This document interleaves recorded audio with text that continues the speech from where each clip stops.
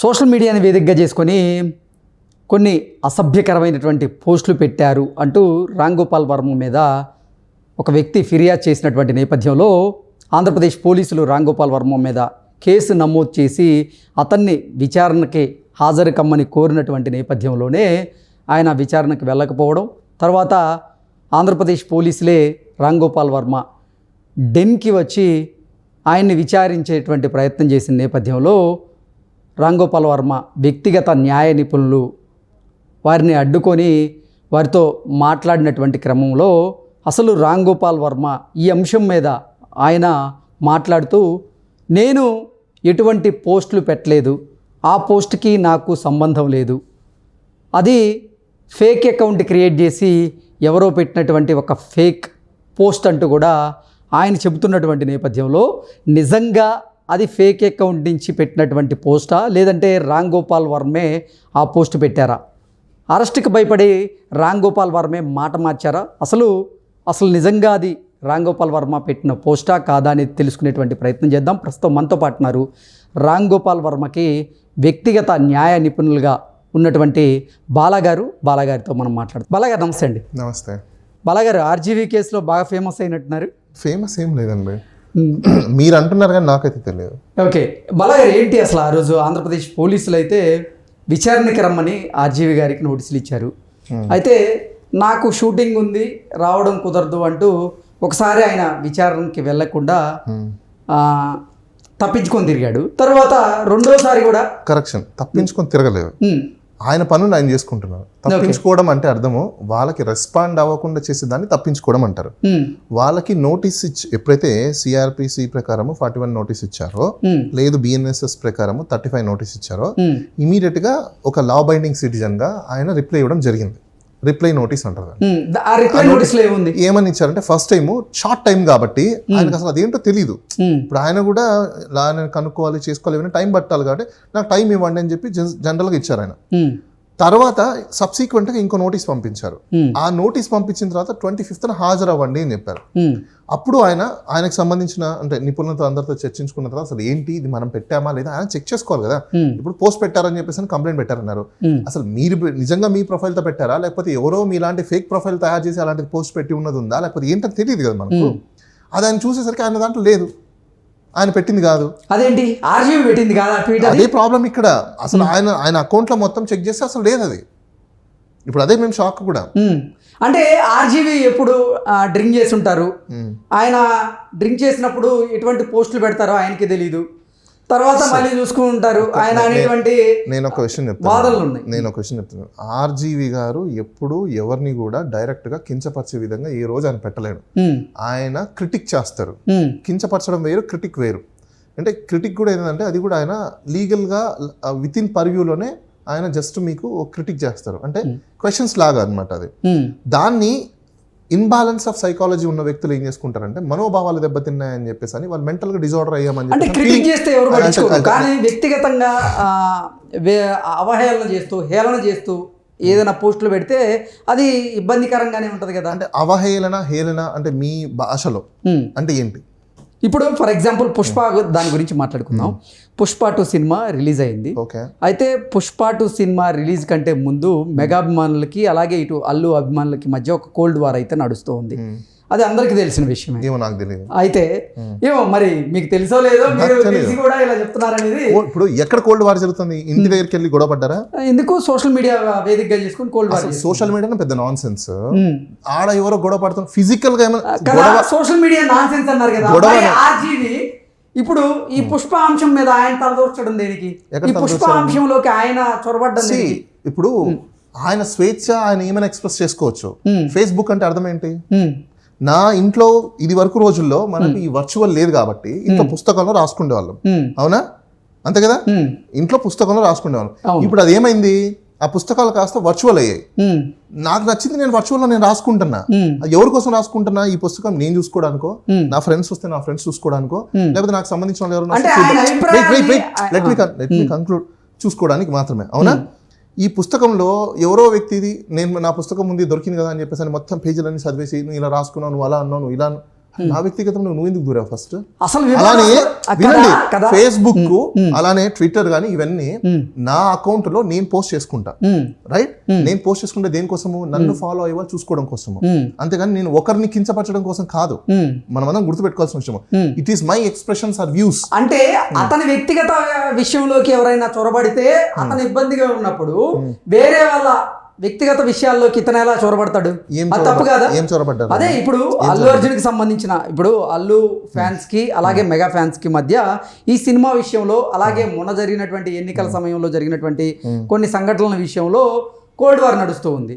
దాన్ని మెయిన్ ఇతివృత్తంగా తీసుకొని ఇతను ఒక పోస్ట్ చేయడం, వారిని ఏమని పోస్ట్ చేశారు ఆయన? అంటే మెగా అనే పదాన్ని పదే పదే ప్రస్తావిస్తారు. మెగా ఏమన్నా వాళ్ళది trade mark registration? Trade mark registration ఏం కాదు, కానీ ఇండస్ట్రీలో మెగా అనేటువంటి వెరీ ప్రూఫ్ అది మెగా అనేది రిజిస్ట్రేషన్ కాదు. ఇప్పుడు ఆయన బన్నీకి సంబంధించిన ఆయన ట్వీట్ పెట్టుకున్నారు కానీ డైరెక్ట్ గా బన్నీకి సంబంధించి ట్వీట్ పెట్టచ్చు, ఆయన ఎవరు ఇప్పుడు ప్రశ్నించరు దానికి. కానీ ఒక కుటుంబాన్ని టార్గెట్ గా చేసుకొని ఆయన రాసారా పేరు ఈ కుటుంబం సోన్స కుటుంబం అని రాసారా? సోన్స కుటుంబం అని రాయాలా? ఖచ్చితంగా రాయాలి. మరి ఇప్పుడు కాదండి, లీగల్ గా అయితే ఇల్యూజన్స్ చల్లవు, నువ్వు ఊహించేసుకుంటే సరిపోద్దా? మనం లీగల్ గా మాట్లాడద్దు. అంటే ఆయన అసలు ఎవరిని రెచ్చగొట్టేటువంటి వ్యాఖ్యలు చేయరా సోషల్ మీడియా వేదికగా చేసుకుని? కన్క్లూడ్ అయిపోయారా? మీ సైకలాజికల్ గా మీరు ఇంబ్యాలెన్స్ ఉంటే అది మీ ప్రాబ్లం. ఎస్, నేను చెప్తున్నా. అసలు చూసేవాళ్ళు ఇంబ్యాలెన్స్. ఎందుకంటే రీజన్ చెప్తాను చూడండి. ఇప్పుడు ఈ లాంగ్వేజ్ అనేది మనం కనిపెట్టాం, అవునా? ఈ పదం చెడ్డది, ఈ పదం మంచిది అనేది మీరు ఎట్లా డిఫైన్ చేశారు చెప్పండి నాకు? ఏ విధంగా డిఫైన్ చేశారు? ఎట్లా డిఫైన్ చేశారు? ఎవరు డిఫైన్ చేశారు? వినండి, ఎవరు డిఫైన్ చేశారు? ఎవరు డిఫైన్ చేయాలి. మనకు మనం ఊహించేసుకుంటున్నాం. అర్థమైనా మీకు? మనం ఊహించేసుకుంటున్నాం. ఇప్పుడు వినండి, ఫస్ట్ వినండి. ఇప్పుడు తమిళ్లో మచ్చ అని అంటారు, అది యూజువల్ వర్డ్. అక్కడ మచ్చ అంటే ఏంటి? బామర్దో, బావో, అట్లాంటి పదాలు. మీకు బెస్ట్ ఎగ్జాంపుల్ ఒకటి చెప్తా. ఉమ్మడి ఆంధ్రప్రదేశ్ లో 3 జోన్స్ ఉన్నాయి. 3 జోన్స్ ఏంటి? రాయలసీమ, తెలంగాణ, ఆంధ్ర, అవునా? తెలంగాణలో ఎరా బామర్ది బాగున్నా అంటే బావ బాగున్నానే అంటాడు. ఏంటి ఏమన్నాడు? బామర్ది అంటే బావ బాగున్నానే అంటాడు. అంటే ఏంటి? వాళ్ళు ఇచ్చిపుచ్చుకోవడం, అక్కడ ఒక వాళ్ళ అండర్స్టాండింగ్ ప్రకారం అది వెళ్ళిపోయింది, అవునా? ఇప్పుడు ఇదే ఆంధ్రాలోకి వెళ్ళి ఎరా బామర్ది అని అనుకో, బలిసిందా అంటే కొంచెం అగ్రెసివ్ అవుతాడు. అదే రాయలసీమలో పోయారండి మీరు, తీసినారు బీక్తాడు. అంటే ఒకటే పదము ఒక చోటేమో తప్పు కాదు, ఇంకో చోటేమో అది కొంచెము అవహేళన చేయడము, ఇంకో చోటేమో తప్పు. ఎట్లా పోయేది నాకు అర్థం కాదు. అంటే మీరు ఆ ఏరియాలో ఉన్న జనాలు తప్పు అంటే తప్పు కాదంటే తప్పు కాదు. ఒక్క నిమిషం వినండి, కంక్లూడ్ అవనివ్వండి, ఒక్క నిమిషం వినండి. కాబట్టి లాంగ్వేజ్ అనేది అండర్స్టాండింగ్ చేసుకుంటే దాన్ని బట్టి ఉంటుంది. వాళ్ళు ప్రెజెంటేషన్ మైలిషియస్ ఇంటెన్షన్స్ తో చేశారా లేకపోతే గుడ్ ఇంటెన్షన్స్ తో చేశారా ఏంటనేది మనం ఫస్ట్ చూసుకోవాలి. ఇక్కడ ఇంటెన్సిటీ అనేది చాలా ఇంపార్టెంట్. ఎవరికి కూడా ఇంటెన్సిటీ చెడు చేయాలని ఎవరికి ఉండదు. ఇప్పుడు ఆయన చేసే పోస్టర్లో క్వశ్చన్ అది, he is a person who express his questions. ఆ క్వశ్చన్స్ ని మీరు ఎక్కడో అయ్యో నన్ను ఏదో అనేసారు, నన్ను కించపరిచేశారు, అయ్యో నా మనోభావాలు దెబ్బతినిపోయాయి, అయ్యో నాకేదో అనేసారు అని మీరు ఫీలింగ్ లోకి వెళ్ళిపోయినప్పుడు it's your imbalance of problem that you have to understand. సరే, నేను ఒక పిక్చర్ చూపిస్తాను. అది ఆర్జీవి తన సోషల్ మీడియాలో అది పోస్ట్ చేశాడా లేదా, నాకు తెలియదు, చేసిందా కాదా? నేను అదే మీరు అన్నారు. నేను ఒక విషయం చెప్పేది అంటారా, వాళ్ళు ఏదైతే నాకు ఈ కేసు వరకు మాత్రమే నేను మీతో చెప్పగలుగుతాను. ఎందుకంటే దాని గురించి అంతవరకు నాకు తెలుసు. మిగతా రిమైనింగ్ థింగ్స్ అంటే ఆయన అకౌంట్ నేను ఆపరేట్ చేయను కదా, రైట్? కాబట్టి వినండి, పూర్తి వినండి. ఈ దానికి సంబంధించిన పోస్ట్ ఎక్కడైనా ఉందా లేదా అని మేము వెరిఫై చేసుకున్నప్పుడు అలాంటి పోస్టులు లేవు. మిగతావని మేము చూడం కదా, మిగతావని మనకు అనవసరం కూడా. ఒక్క నిమిషం, నేను ఒక పిక్చర్ చూపిస్తాను మీకు. ఇది రామ్ గోపాల్ వర్మ గారు చేసినటువంటి ట్వీట్ కాదా, పోస్ట్ కాదా? నేను అదే అంటున్నానండి. ఆయన దగ్గర లేనప్పుడు అవి మార్ఫింగ్ కాదు, ఫేక్ అకౌంట్లు క్రియేట్ చేసి పెట్టేవి అవన్నీ. ఎందుకంటే గత ప్రభుత్వంలో మనం చూసాం కదా ఎన్ని ఫేక్ అకౌంట్లు క్రియేట్ చేశారో. ఈవెన్ IAS లో పేర్లతో, IPS లో పేర్లతో ఫేక్ అకౌంట్లు క్రియేట్లు చేసి రిక్వెస్ట్లు పంపించేసి డబ్బులు తీసుకున్నదానే డిజిటల్ అరెస్ట్. ఓకే, ఇప్పుడు కూడా జరుగుతున్నాయి కదా అవి. నేను అదే అంటున్నా, అది జెన్యూనా కాదా వినండి. నేను ఒకటి, నాకు ఒక చిన్న ప్రశ్న అంతే. నా సింపుల్ క్వశ్చన్ మీకు, ఇప్పుడు ఆ అకౌంట్ అయింది అంటున్నారు కదా మీరు, ఆ, నేను వినండి. అనట్లేదు. ఇప్పుడు దీని ప్రామాణ్యత అయిందా కాదా అని నేను దట్స్ వాట్ నేను అదే అంటున్నా, మా దగ్గర లేదు అంటున్నా నేను. ఓకే, ఆ పోస్ట్ ఆర్జీవి గారు ఆ పోస్ట్ పెట్టింది కాదా ఇది? అది లేదని చెప్తున్నా నేను మీకు, మళ్ళీ మీరు అదే క్వశ్చన్ ఇస్తున్నారు. ఆయన దాంట్లో లేదు బాబు, కుర్రో మొరాలు మేము మొత్తుకుంటుంటే మీరు ఫేక్ అకౌంట్ అంటారు అయితే? Might be, we don't know. Okay, అది ఇప్పుడు తెలుస్తుంది మాకు, వాళ్ళు డీటెయిల్స్ అని ఇచ్చాక, వినండి, డీటెయిల్స్ అని ఇచ్చాక వాళ్ళకి ఎంత టెక్నికాలిటీస్ తెలుసో మాకు తెలియదు. We have a good technical knowledge in information technology also. So వాళ్ళు అది ఏం చేశారు ఏంటి అనేది వాళ్ళు మాకు అవన్నీ ఇచ్చిన తర్వాత దెన్ మేము ఇప్పుడు దాకా ఎవరైనా మీకు చిన్న క్వశ్చన్, ఒక్కటే క్వశ్చన్, ఇప్పుడు ఆర్జీవి గారికి తెలియకుండా ఆర్జీవి గారి పేరిట ఇంకొకరు ఫేక్ అకౌంట్ ని క్రియేట్ చేసి ప్రతిపక్ష నాయకుల ఫోటోల్ని ఉపయోగించి మార్ఫింగ్ చేసినటువంటి ఒక పిక్ ని సోషల్ మీడియాలో పోస్ట్ చేస్తే అది రామ్ గోపాల్ వర్మ దృష్టికి వెళ్ళలేదా? ఆయన కేసు పెట్టేటువంటి ప్రయత్నం చేయలేదా? ఆయన కాదు కదా ఫేక్ అకౌంట్ అయినప్పుడు ఆయన కేసు పెట్టాలి కదా. అసలు తెలిసిందే, ఇప్పుడు అది అవునో కాదో కూడా తెలియదు. ఆల్రెడీ ఒక కేసులో డీటెయిల్స్ ఇచ్చారు. 6 months నుంచి ఈ పిక్ సోషల్ మీడియాలో చక్కర్లు కొడుతూ ఉంది. ఎప్పుడు రామ్ గోపాల్ వర్మ దృష్టికి వెళ్ళలేదు అసలు? నేను మీకు ఇంకో విషయం చెప్పనా, సోషల్ మీడియాలో నేను కూడా యాక్టివే కదా. నేను పోస్టులు నా ఫేస్బుక్ లో నేను పెట్టడం కానీ, వీడియోస్ పెట్టడం కానీ, నేను ఈ రోజు వరకు కూడా అది ఏంటని నేను ఓపెన్ చేసి చూడను. నాలా చాలా మంది ఉంటారు, పెట్టడం తప్ప ఓపెన్ చేసి చూడరు ఎవరు కూడా, అంటిల్ అన్లెస్ వాళ్ళ నోటీస్ ఎవరైనా చెప్పి చేస్తారు. ఇప్పుడు నాకు కూడా వీడియోలో చాలా మంది కామెంట్స్ పెడతారు, బండ బూతులు తిడుతుంటారు, ఆలి యొక్క బూతులు కూడా తిడతారు, అమ్మ నా బూతులు కూడా తిడతారు, రకరకాలు ఉంటాయి. అది నేను ఓపెన్ చేసి చూస్తే లేదా నాకు ఎవరైనా చెప్తే నాకు తెలుస్తుంది. చేయలేదనుకోండి నాకెలా తెలుస్తుంది? How do I know? Right are wrong?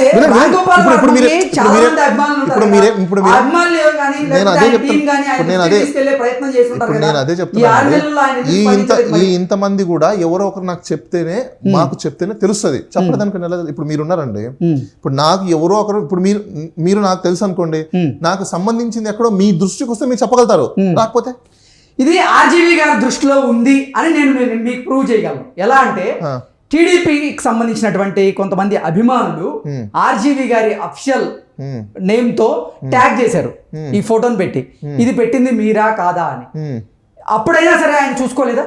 నేను అదే మీకు మళ్ళీ చెప్తున్నా, మీకు అర్థం కావట్లేదు ఇక్కడ. నేనేం చెప్తున్నా, ట్వీట్ పెట్టడము ఒక ఎత్తు, ట్వీట్స్ లో నోటిఫికేషన్ వస్తాయి, అవి ఓపెన్ చేస్తే కానీ మనకు కనిపించవు, అది మీకు బాగా తెలుసు. ఇప్పుడు నేను ట్వీట్ పెడతాను, నాకు ఎవరన్నా రిప్లై పెట్టారా లేదా, క్వశ్చన్స్ ట్యాగ్ చేశారా లేదా ఎక్కడ కనిపిస్తుంది? వినండి, పాయింట్ అర్థం కావట్లేదా మీకు? అర్థం ఏమంటే నేను నా మొబైల్ ఓపెన్ చేసి చూపిస్తా, ఎన్నో నోటిఫికేషన్ చూడను. నాకు లాగా ఎంతో మంది ఉంటారు. ఇప్పుడు నోటిఫికేషన్స్ ఓపెన్ చేసుకొని చూసుకునే వాళ్ళు ఎవరో చెప్పనా, నేను ఏ పని బాట లేకుండా టైం పాస్ చేసుకునే వాళ్ళు మొబైల్ చేతిలో పెట్టుకొని ఇట్లా ప్రతిసారి నొక్కుంటా నోటిఫికేషన్ ఏమొచ్చిందమ్మా టింగ్. సోషల్ మీడియాలో ఎప్పుడు బిజీ గడిపే వాళ్ళు కూడా పని బాట లేని వాళ్ళు అంటారా? ఖచ్చితంగా. అట్లయితే రామ్ గోపాల్ వర్మ కూడా సోషల్ మీడియాలో ఆయన పోస్ట్ చేస్తాడు కానీ ఆయన ఏ రోజు కూర్చొని చూడరు కదా. నేను అదే ఇక్కడ టూ డిస్టింగ్విష్ ఉన్నాయి. సోషల్ మీడియాలో మీరు ప్రెజెంట్ చేయడం వేరు, మిగతా వాళ్ళు ప్రెజెంట్ చేసిందంతా చూసుకొని మళ్ళీ మీరు ఇది చేయడం వేరు.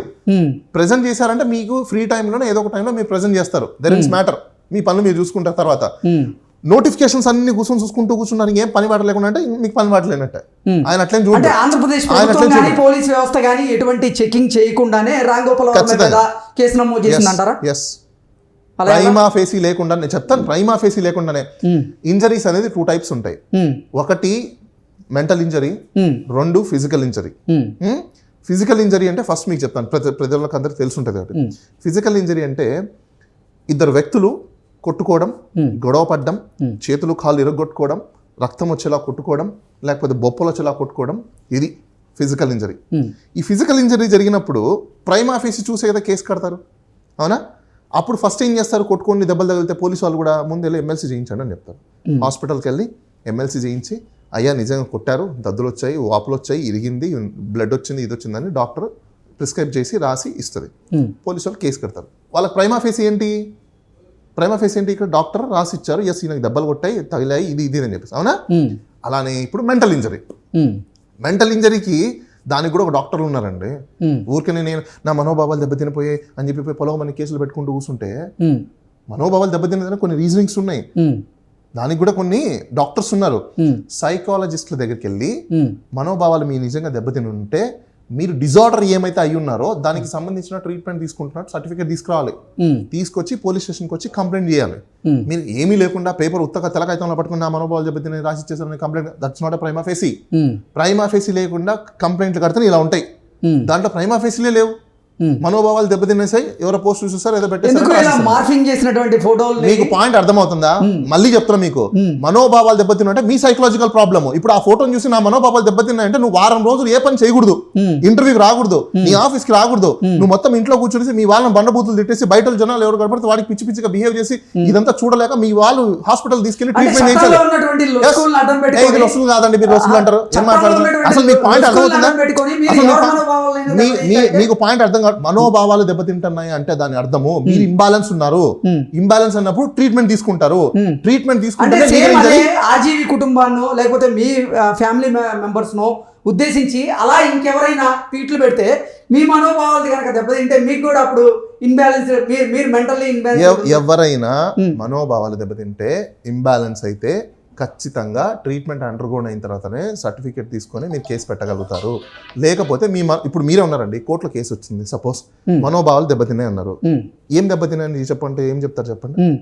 అంటే ఇప్పుడు నారా చంద్రబాబు గారి వ్యక్తిత్వాన్ని ఆయన మనోభావాలు దెబ్బతిన్నాయండి, వాట్ ఎవర్ ఇట్ మేబీ, ఏం దెబ్బతిన్నాయి చెప్పండి? ఇప్పుడు చెప్తుంది అదే కదండి. ఇప్పుడు ఏంటండి అవి? మనిషి వ్యక్తిత్వాన్ని హననం చేసేలాగా నేను మళ్ళీ మీకు చెప్తున్నా, మళ్ళీ క్లియర్ గా, ఎస్ మీరు అనుకున్నది కాసేపు అనుకుందాం, రైట్, అవన్నీ తప్పులేని అనుకుందాం. మీ దృష్టిలో మనోభావాలు దెబ్బతిన్నాయి అని అంటున్నారు కదా, what is the damage?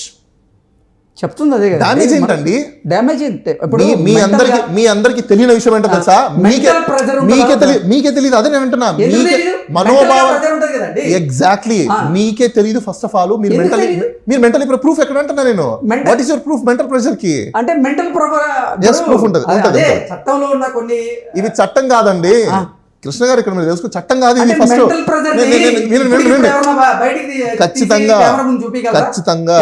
Mental pressure. ఇప్పుడు నాకు మెంటల్ ప్రెషర్ వచ్చింది అనుకోండి, నేను చెప్తా ఇప్పుడు నాకు మెంటల్ ప్రెషర్ వచ్చింది అనుకోండి, దానికి ఒక యాక్ట్ అనేది ఉంటది. ఏంటంటే కోపాన్ని తట్టుకోలేక నా వల్ల కాక లేచి మీద ఫ్యాట్ ఫ్యాట్ నాలుగు పీకాను అనుకోండి, దట్ ఈస్ కాల్ డ్యామేజ్. ఏం డ్యామేజ్? నేను మెంటల్ గా డ్యామేజ్ అయిపోయి ఇచ్చేసి మిమ్మల్ని హార్మ్ చేశాను చూసారా, దట్ ఈస్ కాల్డ్ ఇంబ్యాలెన్స్ అంటారు దాన్ని.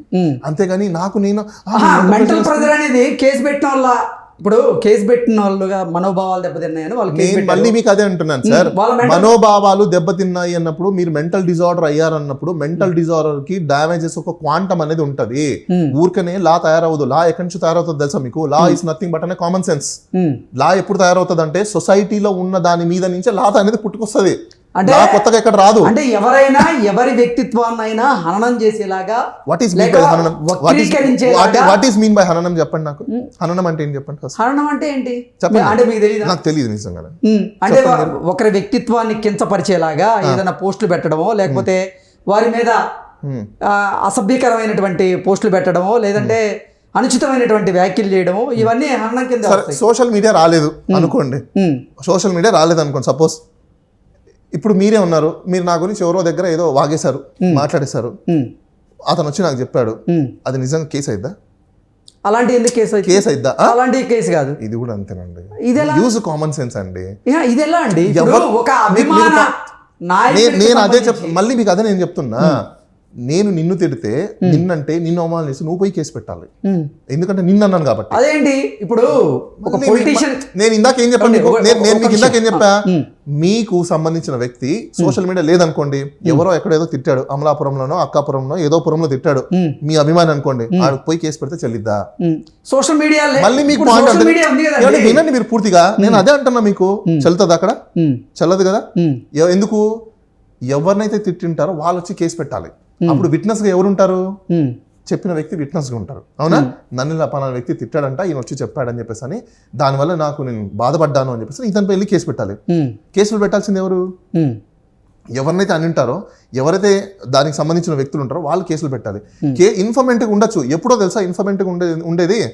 ఎప్పుడో తెలుసా మీకు?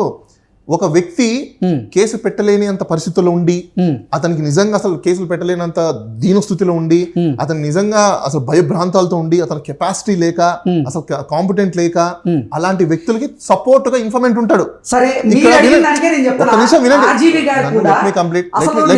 First let me complete. So ఇక్కడ ఇప్పుడు ఎవరైతే మీరు పోస్టులు పెట్టాయని చెప్పేసి అని గగ్గోలు పెడుతున్నారో అందరూ కూడా జనాలందరూ కూడా ఈ వ్యక్తులు ఇంకాంపిటెంట్ కాదు, చిన్న వ్యక్తులు కాదు, పాపం అసలు పోలీస్ స్టేషన్కి వెళ్ళి కంప్లైంట్ పెట్టలేకపోయే వ్యక్తులు అయితే కాదు. స్టేట్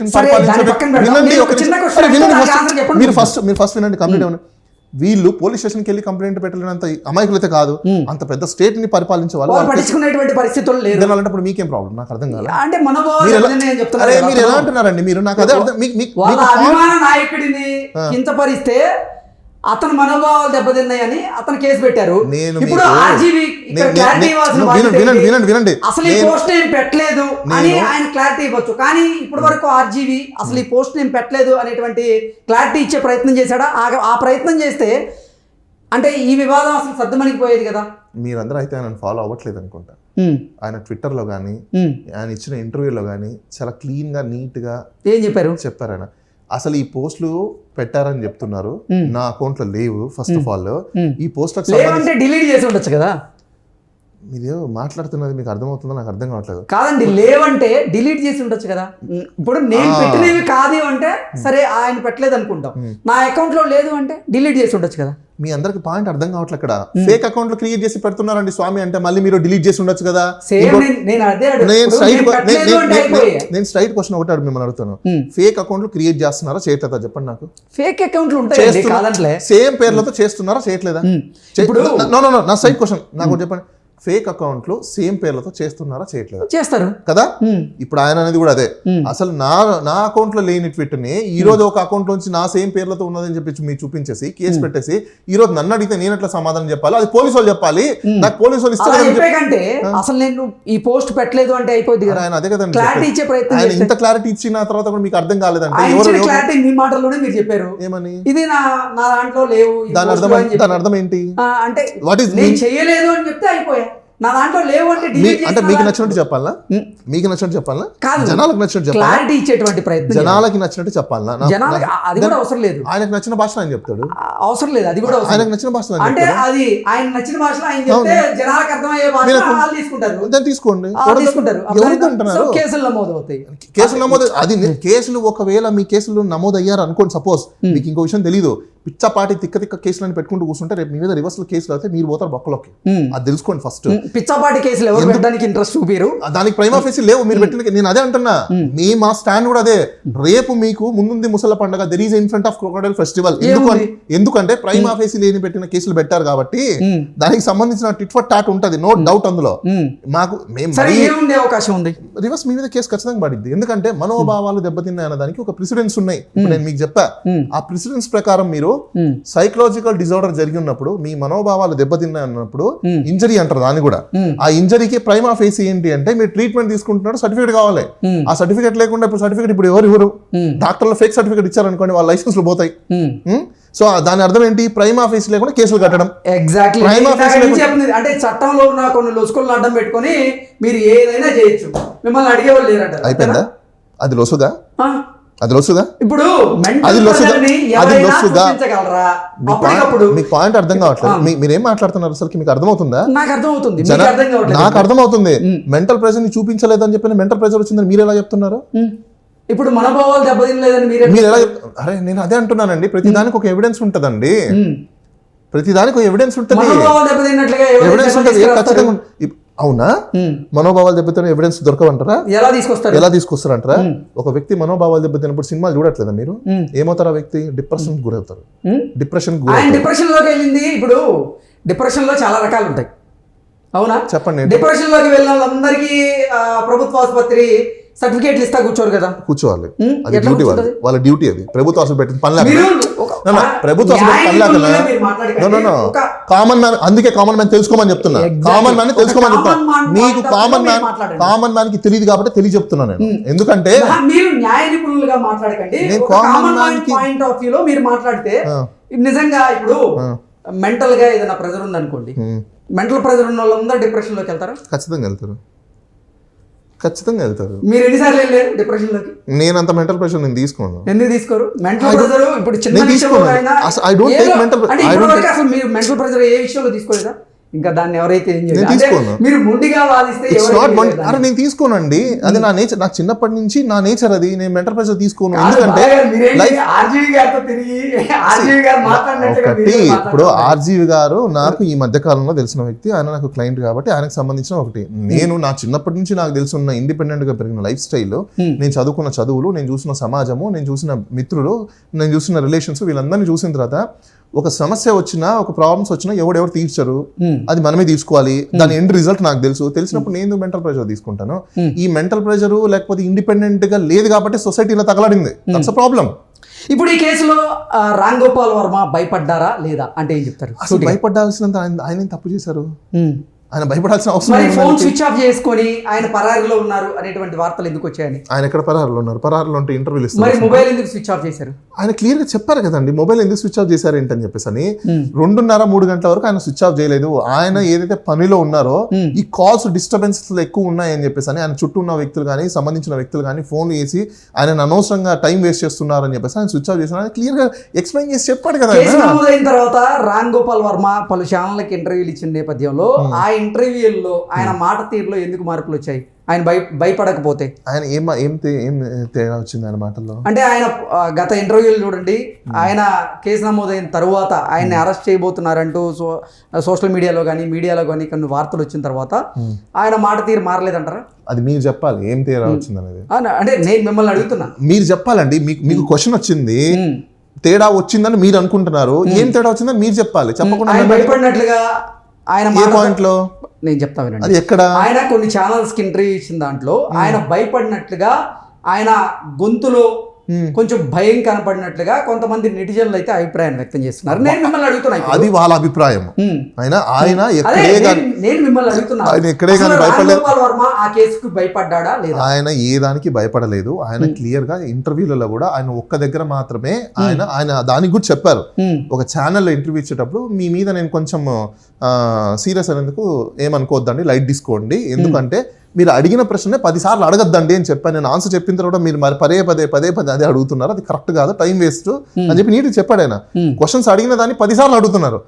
అంటే ట్రైన్ వచ్చిందా లేదా, ట్రైన్ రాలేదని చెప్పాడు అనుకోండి, సరైన సమాధానం రాకపోతే అడుగుతారు కదా మళ్ళీ. ఆయన ఆన్సర్ ట్రైన్ రాలేదని అర్థము. నువ్వు ఎన్నిసార్లు చెప్పినా ట్రైన్ రాలేదని అంటారు, కానీ లేదు ట్రైన్ గాల్లో వస్తుంది, ట్రాక్ మీద నుంచి వస్తుందని చెప్తారా ఏంటి?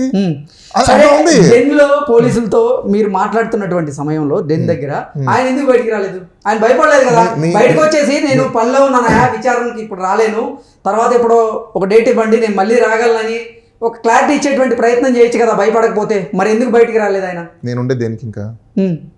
మీరు ఎలాగో నేనుండే దేనికి? మీరు ఎలాగో నాకు వచ్చిన నేనుండే దేనికి ఇంకా? అంటే నేనుండగా ఆయన వస్తే ఇంకా నేనే వేస్ట్ కదా అలాంటప్పుడు. నేను ఉండడం ఎందుకు ఇంకా అలాంటప్పుడు? ఎందుకు లాయర్ ఉన్న ప్రతిసారి నేను అదే అంటున్నా, ఇంకా నేను ఎందుకు ఉండడం అలాంటప్పుడు? మొత్తం బయటికి రావాల్సిన అవసరం లేదంట. అవసరం లేదు, ఇంకా ఆయనే చేసుకుంటే అయిపోలే, ఇంకా మేమెందుకు ఇంత? ఆయన పని మొత్తం ఆయన చేసేసుకుంటే సరిపోయింది కదా. కాబట్టి మేము ఉన్నప్పుడు ఆయన రావాల్సిన అవసరం లేదు. ఆయన ఎప్పుడు రావాలో అప్పుడు వస్తాడు, ఎప్పుడు రావాలో అప్పుడు చెప్పాడు. ఆయన ఇంటర్వ్యూలు రావాల్సిన సందర్భం వచ్చింది కాబట్టి వచ్చాడు, చెప్పాడు. ఆయన వర్క్ అయిపోయిన తర్వాత ఆయన క్లియర్గా రిప్లై నోటీస్లో ఇచ్చారు. ఏమని? నాకు వర్క్స్ ఉన్నాయి, 2 weeks టైం ఇవ్వండి, 2 weeksలో నాకు మీరు టైం ఇచ్చేటప్పుడు 1 week ముందు నాకు ఇంటిమేట్ చేయండి. మీకు అర్జెన్సీ కావాలంటే హైబ్రిడ్ మోడ్ని యూజ్ చేసుకొని, వర్చువల్ టెక్నాలజీని యూజ్ చేసుకొని మీరు వర్చువల్ ప్రెజెన్స్ తీసుకోండి. సుప్రీంకోర్టు, హైకోర్టు కూడా కొన్ని సందర్భాలలో ఇలాంటి వాటిల్లో ఉల్లంఘించడం జరిగింది, వాటిని మీరు కూడా ఎంకరేజ్ చేయండి. అంటే వర్చువల్ గా విచారణకి మరి ఫిజికల్ గా వెళ్ళడానికి ఎందుకు భయపడ్డారు? నాకు క్వశ్చన్ చెప్పండి. ఫిజికల్ పోతే ఆడ ఏం చేస్తారు? ఫిజికల్ పైన ఏం క్వశ్చన్స్ చేస్తారు? క్వశ్చన్లే కదా, అంతే కదా. వినండి, ఫస్ట్ వినండి. ఇప్పుడు వర్చువల్ లోకి ఫిజికల్ కి డిఫరెన్స్ ఏంటి చెప్పండి? ఫిజికల్ గా వెళ్ళారు అనుకోండి, విచారణ తర్వాత మేబీ వాళ్ళు అరెస్ట్ చేసేటువంటి అవకాశం ఉండొచ్చు కదా. ఎవరు? పోలీసు వాళ్ళు. దేనికోసం అరెస్ట్ చేస్తారు? అసలు అరెస్ట్ దేనికోసం చేస్తారు తెలుసా మీకు? చెప్పండి సార్, చెప్పండి. మీరు, నాకు తెలియదు, మీరు చెప్పండి. నాన్ కోఆపరేషన్ ఉన్నప్పుడు అరెస్ట్ చేస్తారు. అదే ఈయన కోఆపరేట్ చేస్తారని మీరు ఎలా? ఆల్రెడీ వెళ్ళిన తర్వాత మీరే అన్నారు అక్కడ వెళ్ళొచ్చు కదా, వెళ్ళిన తర్వాత దాన్ని కోఆపరేషన్ అంటారా, నాన్ కోఆపరేషన్ అంటారా? అంటే ఆయన ఇప్పుడు పోలీసు వాళ్ళు అడిగినటువంటి ప్రశ్నలకి సూటిగా సమాధానం చెప్పకపోతే అది నాన్ కోఆపరేషన్ కాదా? నో. అదేమవుతుంది మీకు తెలిసింది అదే, చాలా మందికి తెలియంది. సార్ చెప్పు. పోలీస్ వాళ్ళు అడిగిన దానికి ఆన్సర్ మాత్రమే చేయగలుగుతారు.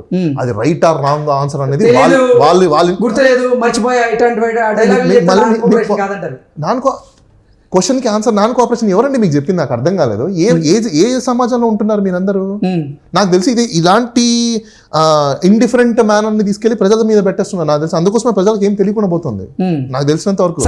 చెప్పండి, పోలీస్ వాళ్ళ పని ఏంటి అంటే ప్రజలందరూ తెలుసుకోండి, ఇన్వెస్టిగేషన్ లో భాగంగా మిమ్మల్ని క్వశ్చన్స్ మాత్రమే ఇంపోజ్ చేయగలుగుతారు. ఇంట్రాగేషన్ అంటే అర్థము, మీకు కావాల్సిన వాళ్ళు కొన్ని కేసుకి సంబంధించిన క్వశ్చన్లు అడుగుతారు, మీకు తెలిసిన ఆన్సర్ మీరు చెప్తారు, దాన్ని వాళ్ళు స్టేట్మెంట్ రికార్డ్ చేసుకుంటారు, దాన్ని కోరిలేట్ చేసుకొని మీరు ఇన్వెస్టిగేషన్ చేసుకోవాలి. అంతే కదా, నువ్వు చెప్పింది ఇది రాంగ్, ఇదే ఇంకా ఈయన చెప్పడం రైట్ రాంగ్ అయినప్పుడు నీకు అన్ని తెలిసినప్పుడు నువ్వే రాసుకోవచ్చుగా. మరి ఇప్పటి వరకు ఇప్పుడు ఇంతకు ముందు చూసుకున్నట్లయితే ఎన్నో సందర్భాల్లో మనం చూసాం, విచారణ అయిపోయిన తర్వాత వాళ్ళని అదుపులోకి తీసుకొని అరెస్ట్ చేసినటువంటి సందర్భాలు ఆంధ్రప్రదేశ్లోనే ఇన్ని ఉన్నాయి. అవునా?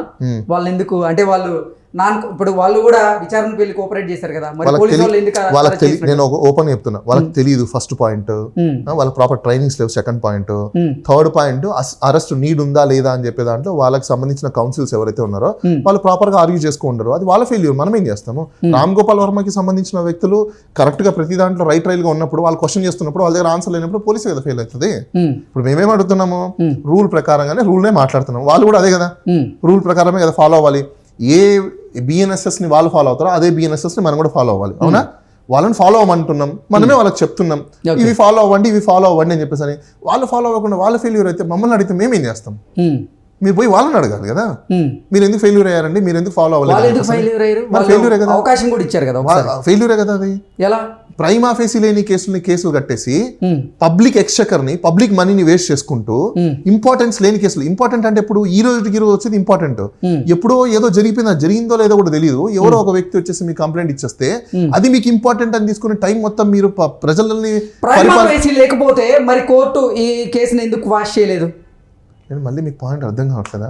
క్వాష్ జరగాలి అంటే ఫస్ట్ దానికి హీరింగ్ ఉంటుంది, దానికి లెంతీ ప్రొసీజర్ ఉంటుంది. వన్ డేలో ఏవి క్వాష్ అవ్వవు. కేసు ఫైల్ అవ్వాలి, ఆర్గ్యుమెంట్ జరగాలి, కౌంటర్లు వేయాలి, రిజాయిండర్స్ వేయాలి, ఫైనల్ హీరింగ్ తర్వాత క్వాష్లు అవుతాయి. ఫస్ట్ అది తెలుసుకోవాలి అందరూ. అది తెలియక చాలా మంది ఏం చేస్తున్నారంటే క్వాష్ ఎందుకు కావాలి, క్వాష్ అవ్వాలంటే టైం పడుతుంది. అది 6 months 3 months 9 months 12 months ఎప్పుడైనా తెలియదు. వాళ్ళు కౌంటర్ వేయాలిగా పోలీసు వాళ్ళు కూడా. మరి కౌంటర్ అవ్వకుండా క్వాష్ అయిపోద్దా? నాకు చెప్పండి, అవుతుందా? అవుతుందా? కాదు. మరి దెన్ సరే, వినండి, ఆర్జీవి గారికి జరిగిందే ఇప్పుడు క్వాష్ అవ్వలేదు, ఎందుకు క్వాష్ అవ్వలేదంట? ఇప్పుడు మీరు చెప్పండి నాకు, అవుతుందో లేదో మీరు చెప్పినట్లుగా అదైతే కోర్టులు నిర్ణయిస్తే కాదంటే ఈ కేసులో ఏం జరిగే అవకాశం ఉంది రాను రోజుల్లో? ఈ కేసుల్లో ఏం జరిగే అవకాశాలు లేవు, ఎందుకంటే అవి సోషల్ మీడియాకి సంబంధించినవని సోషల్ మీడియాలో ఉన్నవే. వాళ్ళు ఉంది అంటున్నారు, వాళ్ళే ఫైండ్ అవుట్ చేయాలి, చార్జ్ షీట్ వేయాలి. వాళ్ళు చార్జ్ షీట్ వేయకపోతే మనం ఏం చేస్తాము దానికి? ఈయనతో అసలు ఈయనని ఇంకా ఇన్వెస్టిగేషన్ చేసి చేయాల్సినంత ఏం లేవు అక్కడ.